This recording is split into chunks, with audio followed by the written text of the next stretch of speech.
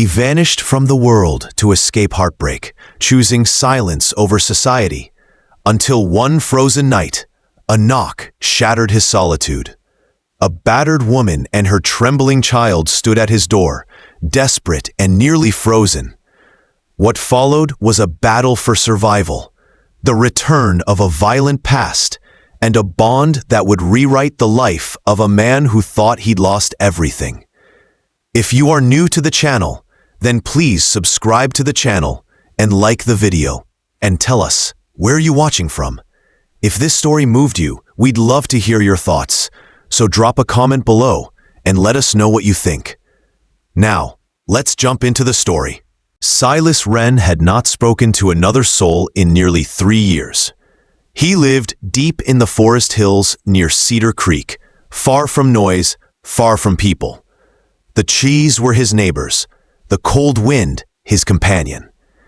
In the quiet rhythm of chopping wood, boiling water, and listening to the distant calls of owls, he found something that resembled peace. His cabin was built by hand. Every log, every nail, every inch of the stone chimney was his own work. It wasn't grand, but it was strong. It stood firm against winter storms and summer heat. Silas had chosen this life after losing everything he once believed in. The city, the job, the people, none of it brought him peace. He walked away, not in anger, just in quiet surrender. On a cold evening in early December, snow had already covered the ground in thick layers. The wind raced between the trees, carrying with it a sharpness that made even the wolves retreat into their dens. Silas sat by his fire, sipping warm tea from a cracked ceramic mug. His dog, a silent companion named Ridge, lay curled on the rug. Everything felt still. Then there was a sound, faint, a knock. Silas looked up. No one ever knocked here. There were no roads leading to his cabin, only narrow paths worn by deer and time. He waited, unsure if he had imagined it. Then came the knock again, this time weaker, slower. He stood up and walked to the door. When he opened it, the wind rushed in with a flurry of snow. At his doorstep, nearly buried beneath a layer of frost, lay a woman. She was unconscious. Her clothes were torn, her face bruised, and her hands scraped. Beside her, a small boy knelt. His lips were blue from the cold, his coat far too thin for the winter night. Silas did not speak. He did not ask who they were or what they were doing. He simply moved. He lifted the woman gently into his arms and carried her inside. The boy followed, his eyes wide with fear, holding tightly to a small stuffed animal that was missing one ear. Inside the cabin, Silas set her near the fire and wrapped her in thick wool blankets. He poured water into a pot, added herbs, and set it to warm. Then he turned to the boy and knelt beside him. "Are you hurt?" Silas asked softly. The boy shook his head, but his eyes stayed on his mother. "What's your name?" Silas asked. "Milo," the boy whispered. Silas nodded. He offered him a chair near the fire and handed him a warm cup with a bit of honey and water. Milo held it with both hands, as if afraid it would vanish. The woman did not wake that night. Silas cleaned the cuts on her face and hands, gave her small sips of broth, and kept the fire going through the long hours. Milo stayed awake most of the night, watching her chest rise and fall, afraid she might stop breathing. Silas knew fear. He had lived with it once. Not the sharp kind that comes from danger, but the quiet kind that settles deep in the bones, the kind that makes a man leave everything behind. When morning came, light filtered in through the frosted windows.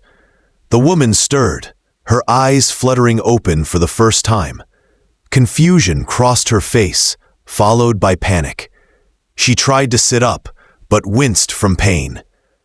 "You're safe," Silas said, keeping his voice calm. "You're in my cabin. You were at my door last night. The boy is here. He's okay."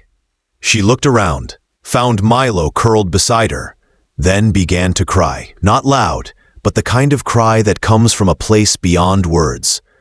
Silas said nothing. He gave her space. She cried until her shoulders stopped shaking. "My name is Rhea," she said at last. "Thank you." Silas nodded. "I'm Silas." They did not talk much that day. Rhea rested. As the second night approached, Rhea finally spoke again. "We had to run. There was no one else. I didn't know where I was going. Just away." Silas did not ask for details. The look in her eyes was enough. The cabin was no longer silent. The fire crackled. The wind whispered through the trees. And two strangers had found shelter in a place where no one was meant to find them. What Silas didn't know yet was that this unexpected knock would be the beginning of something far greater than just survival. It would be the start of a new kind of life, a life filled with purpose, trust, and the quiet strength that only grows in the presence of real connection. The snow outside continued to fall, but inside, the warmth was beginning to return. The snow did not stop for days. It covered the trees, the paths, and even the roof of the cabin in thick, silent layers. Inside, the fire burned softly. The air was warm, but the atmosphere still held a kind of hush, as if the forest itself was listening. Silas Wren kept to his routine. He chopped wood each morning and checked the traps along the tree line. When he returned, he always found Rhea sitting by the fire, slowly recovering her strength. Her son, Milo, often watched him through the window, small hands pressed to the glass. Sometimes Silas would glance up and nod. Milo would quickly turn away, but he stayed there longer each day. Rhea didn't speak much during the first few days. She thanked Silas with quiet words and helped where she could, folding blankets, stirring the soup, brushing snow off the porch. She moved carefully, still sore from the bruises that painted her skin. But the more she healed, the more her eyes began to hold life again. One morning, while Silas was tending to the fire, Rhea spoke. "I didn't plan to come here," she said. "I didn't even know where we were. I just kept walking." Silas didn't reply right away. He knew that some stories needed time to come out. "I was scared," Rhea continued, "but when I saw your cabin through the trees, it felt like something told me to keep going." Silas looked at her. "You followed your instinct. Sometimes that's the only guide we have." She nodded, her gaze fixed on the flames. "I stayed too long with someone who hurt me. I thought I could handle it. I thought it would get better. But when he raised his hand to Milo, that was the end." Her voice trembled slightly. "I didn't even grab a coat, just took his hand and ran into the dark." Silas listened, not with pity, but with understanding. There was no judgment in his eyes, just quiet recognition. Pain speaks a language of its own, and Silas had known it well. "You did the right thing," he said simply. Days turned into weeks. The bond between them deepened, not through big conversations, but through shared silence. Rhea started baking bread in the mornings. The smell filled the small cabin with warmth. She found joy in small things, like sewing a patch onto Milo's coat or humming softly while washing the few dishes they had. Milo began to follow Silas outside. At first, he trailed him like a shadow, saying nothing. But Silas didn't mind. He showed him how to carry wood, how to spot rabbit tracks in the snow, and how to listen to the forest. Slowly, the boy opened up. "Are you a woodsman?" Milo asked one day. "Just a man who likes quiet," Silas replied. "My mom says you're brave." Silas looked down at the boy. "Your mom is the brave one. She walked through a storm to keep you safe." Milo thought about that for a while, then said, "I call you Uncle Silas in my head." Silas smiled a little. "That's okay." From then on, the boy began calling him that out loud. And Silas didn't correct him. Life in the cabin became something else. Something new. Laughter started to return. Soft at first, like the sound of melting snow. Rhea would smile more often, and Milo began drawing pictures with sticks in the snow outside. Silas found himself listening for those little sounds of joy, and missing them when they weren't there. One afternoon, as the sun began to set behind the pines, Rhea stepped out onto the porch. Silas was sitting on the steps, sharpening an old blade. "I haven't seen colors like this in a long time," she said, watching the golden light stretch across the trees. "You stop seeing them when you're hurting," Silas replied, "but they never go away." She nodded. Then, after a pause, she asked, "Did you ever lose someone?" Silas didn't answer right away. He set the blade down gently. "I lost trust," he said. "A long time ago. People I believed in. Places I thought were safe. It made me leave everything behind." "I understand," she said quietly. There was no need for more words. Some things are shared through silence.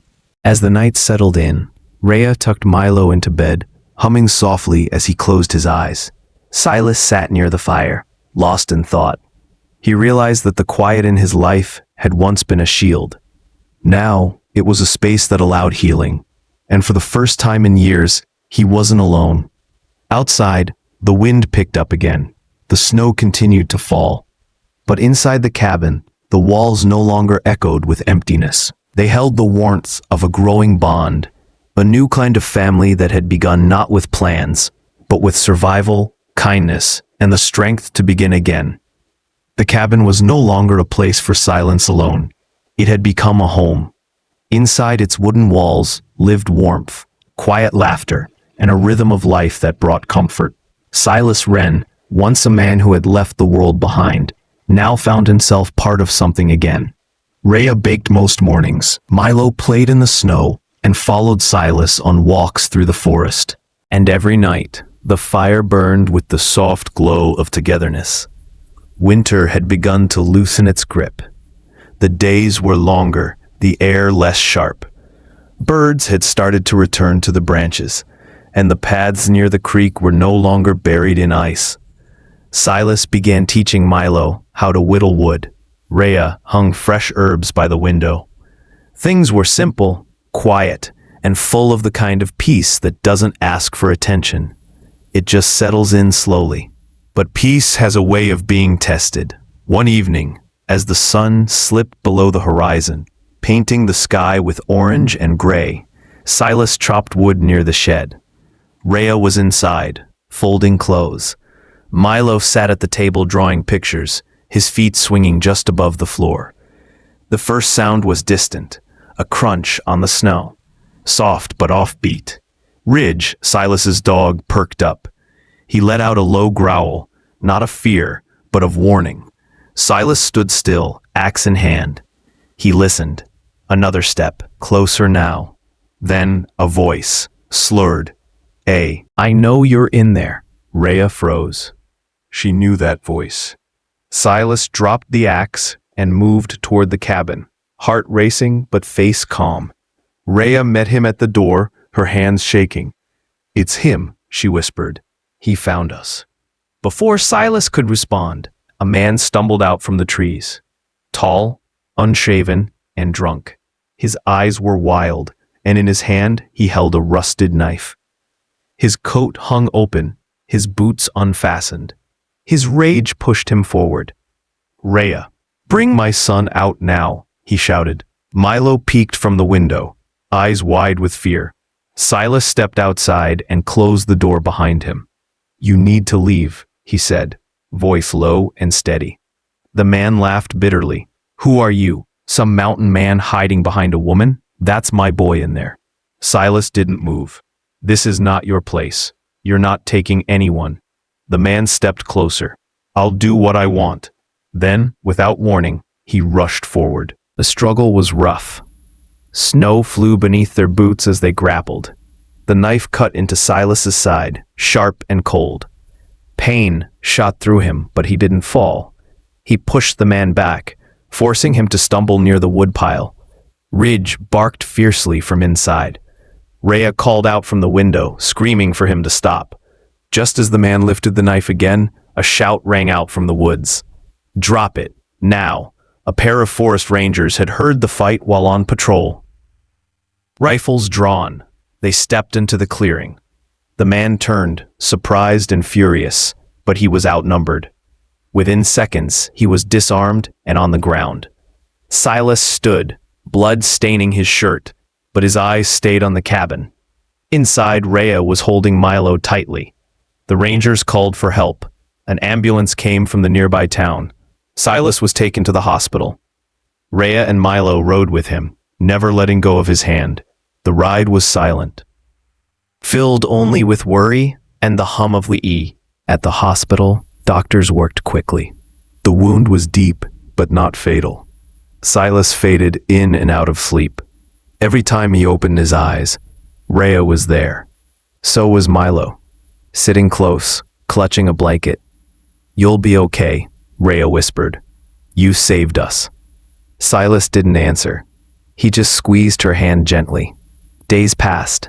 The snow outside melted into slush. Spring was coming. Silas began to heal. The doctors said he was lucky. The knife had missed anything vital, but the real healing came not from medicine, but from the quiet moments with Rhea and Milo by his side. In those quiet moments, something changed. Milo stopped calling him Uncle Silas. Instead, he started saying Dad in a shy, testing voice. At first, Silas didn't react. He wasn't sure what to say. But one afternoon, when Milo drew a picture of the cabin and handed it to him proudly, he said, "Look, Dad, that's us." Silas looked at the drawing. 3 figures holding hands, with a small house and tall trees behind them. He didn't speak. He couldn't. His eyes filled with tears, and all he could do was pull Milo into a hug. That night, lying in the hospital bed with the sound of rain against the window, Silas whispered a truth to himself. He had been alone for a long time. But now, he wasn't. A storm had come to his door. But what stayed after the storm was something far more powerful. Spring arrived gently in Cedar Creek. Snow melted into soft earth, and wildflowers began to bloom along the quiet forest trails. The wind that once howled through the trees now whispered through fresh green leaves. Birds returned with songs, and the sun lingered just a little longer each day. The cabin, once silent and shadowed, now stood proudly in the light.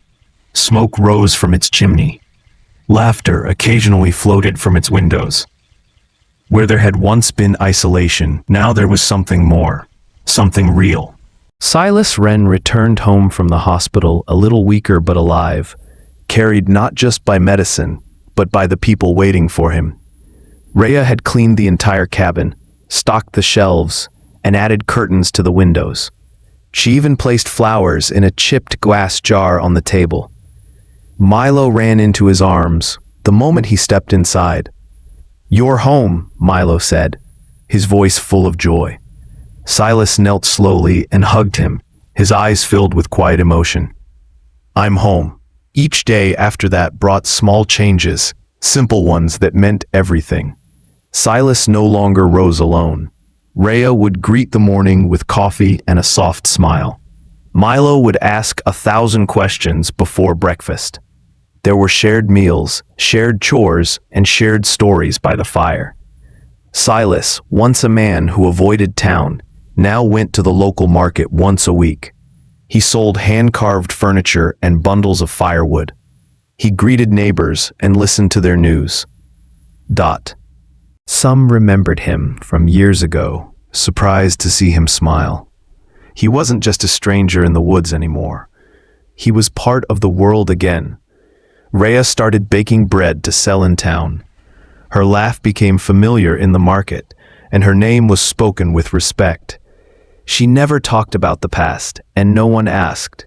They only saw her strength and the kindness she offered to everyone she met. Milo made friends with children from nearby farms. He went to school in town, and every morning, Silas would walk him to the trail where the bus stopped. Sometimes, He would wave all the way until it disappeared around the bend. Inside the cabin, Silas added a small lamp near the front window. It wasn't for light, really. It was a signal, a simple glowing sign that someone was home, that the door was open, that warmth waited inside. The man who had once lived only in silence now found comfort in conversation. In the evenings, he read books aloud while Milo drew pictures. Rhea would sew or sit nearby, listening with a soft expression that held both peace and memory. Silas no longer feared connection. He no longer saw kindness as a risk. What had begun as an unexpected knock on a stormy night had become something he never dared to imagine, a life that meant something. One evening, while Silas carved a piece of wood by the fire, Milo sat beside him with his notebook. "I have a new drawing," Milo said. "Let's see it," Silas replied. The picture showed the cabin again, but this time there were more details. Flowers, birds, a small table outside. 3 figures stood hand in hand. Under the picture, in careful handwriting, were the words, "Our home." Silas looked at the drawing, then at the boy beside him. "You've gotten really good at drawing," he said. Milo smiled. "Thanks, Dad." Silas paused. He had heard it before, but this time he didn't feel the need to hold back. "I like when you call me that," he said. Milo beamed. "Yo." Rhea watched from the kitchen, eyes soft with tears. She said nothing, but the silence in that moment was full of meaning. That night, after Milo had gone to bed, Silas stepped outside. The stars were clear above him, spread wide across the sky. The forest was quiet, but it didn't feel empty. It felt alive. He remembered the man he used to be, closed off, cautious, always waiting for the world to fall apart again. He had once believed that hiding was safer than healing. But now, with a family beside him, he saw things differently. The cabin wasn't just a shelter anymore. It was a home. And home wasn't made of wood or stone. It was made of people, of warmth, of love that came unexpectedly, like a knock in the snow. As Silas stood in the stillness, the small lamp in the window glowed behind him, a light in the dark, a promise that even in the loneliest corners of the world, something good could still find its way in. He took a deep breath, stepped back inside, and closed the door behind him. And for the first time in many years, Silas didn't just feel safe, he felt whole.